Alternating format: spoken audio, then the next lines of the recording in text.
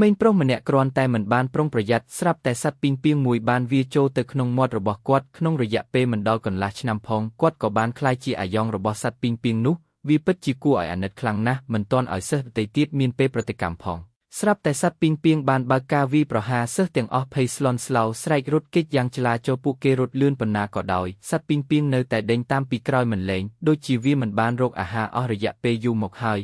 ថ្ងៃនេះវាបដិញ្ញាថានឹងចាប់ជនរងគ្រោះឲ្យបានក្នុងស្ថានភាពបន្ទាន់ក្មេងរស់បានលោតឡើងលើរថយន្តមួយប៉ុន្តែភ្លាមបន្ទាប់ពីបិទទ្វារសត្វពីងពីងក៏វាចូលមកតាមបង្អួចសំណាងល្អគាត់រហ័សរហួនគ្រប់គ្រាន់ក្នុងការលោតចេញតាមទ្វាររំខាងទៀតហើយរត់ត្រឡប់ទៅផ្ទះគាត់គិតថាខ្លួនបានរួចផុតពីគ្រោះថ្នាក់ហើយប៉ុន្តែមិននឹកស្មានថានៅវិនាទីបន្ទាប់សត្វពីងពីងនោះបានវាចូលតាមចន្លោះទ្វារមកដល់ក្នុងផ្ទះទៀតនៅក្នុងពេលវេលាដ៏គ្រោះថ្នាក់នោះក្មេងប្រុសបានពាក់មួកការពារហើយចាប់យកញូចាស់មួយបន្ទាប់មកគាត់វាយសត្វពីងពីងនោះយ៉ាងខ្លាំងរហូតកំទេចវាបានសម្រេចទីបំផុតគ្រោះថ្នាក់ក៏ត្រូវបានបញ្ចប់ហើយគាត់បានរួចផុតពីមហន្តរាយមួយនៅថ្ងៃមួយស្រមោចពលមួយបានលេចឡើងលើករបស់ក្មេងប្រុសម្នាក់ទៀតហើយខំចិត្តសរសៃឈាមធំដោយសភាពគិតគាត់បានទះវាយ៉ាងខ្លាំងធ្វើឲ្យស្រមោចនោះវិលមុខប៉ុន្តែមុនពេលគាត់ដឹងខ្លួនសារធាតុពុលបានជ្រៀតចូលប្រព័ន្ធប្រសាទអារម្មណ៍វិលមុខបានវាយប្រហារយ៉ាងខ្លាំងធ្វើឲ្យជើងរបស់គាត់ទន់ហើយដួលទៅលើដីពេលវេលាបានកន្លងផុតទៅយប់មួយហើយចៃបានភ្ញាក់ពីដំណេកហើយដើរត្រឡប់ទៅបន្ទប់របស់ខ្លួនដោយងុយគេងបន្ទាប់ពីដេកវិញគាត់បានដើរចេញពីគ្រែដូចជាមនុស្សដើរដេក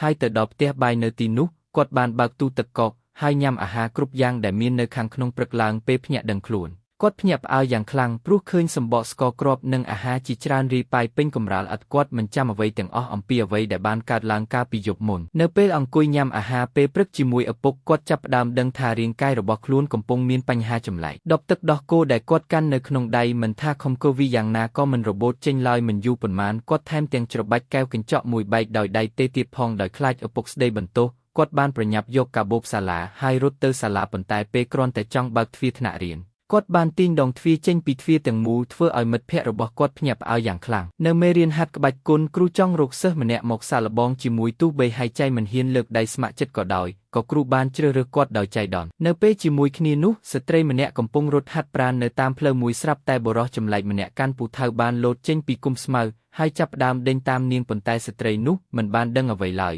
ព្រោះនាងផ្ដោតអារម្មណ៍លើការហាត់ប្រាណរបស់ខ្លួននាងថែមទាំងឈប់បន្តិចដើម្បីកែសម្រួលគៀបសក់របស់នាងទៀតផងឃាតោបានឆ្លៀតឱកាសលើពូថៅវាយប្រហារប៉ុន្តែស្ត្រីនោះចាប់ផ្ដើមរត់ម្ដងទៀតធ្វើឲ្យគាត់ខកខានគោលដៅទោះឃើញជនរងគ្រោះរត់ឆ្ងាយទៅក៏ដោយគាត់នៅតែដេញតាមមិនឈប់មួយសន្ទុះក្រោយមកស្ត្រីនោះមានអារម្មណ៍ឈឺជើងហើយឈប់សម្រាកឃាតគិតថានេះជាឱកាសល្អប៉ុន្តែពេលវាចុះទៅវាក៏ខកខានម្ដងទៀតដោយសារប្រើកម្លាំងខ្លាំងពេកគាត់ស្ទើរតែដួលទៅលើដីទោះជាយ៉ាងណាគាត់មិនព្រមបោះបង់ឡើយហើយបន្តដេញតាមទៀតប៉ុន្តែលើកនេះស្ត្រីនោះរត់លឿនពេកធ្វើឲ្យគាត់មិនអាចតាមទាន់បានមិនយូរប៉ុន្មាននាងបានឈប់ម្ដងទៀតដោយសារមិនស្រួលខ្លួនឃាតស្មានថាឱកាសមាសបានមកដល់ហើយក៏ស្ទុះទៅវាជាថ្មីទោះជាយ៉ាងណាគាត់នៅតែខកខានគោលដៅដែលដោយកំហឹងគាត់បានគប់ពូថៅទៅលើដីយ៉ាងខ្លាំងសំឡេងនោះបានធ្វើឲ្យស្ត្រីនោះយូរនាងដោះការស្ដាប់តន្ត្រីចេញហើយបែរមើលទៅក្រោយនាងភ្ញាក់ផ្អើលពេលឃើញពូថៅនៅលើដីនាងឆ្ងល់ថាហេតុអ្វីបានជាពេលដើរកាត់ទីនោះមុននេះនាងមិនបានសង្កេតឃើញវាភ្លាមនាងបានដឹងថាមានអ្វីមិនប្រក្រតីកំពុងកើតឡើងប៉ុន្តែខណៈនាងកំពុងគិត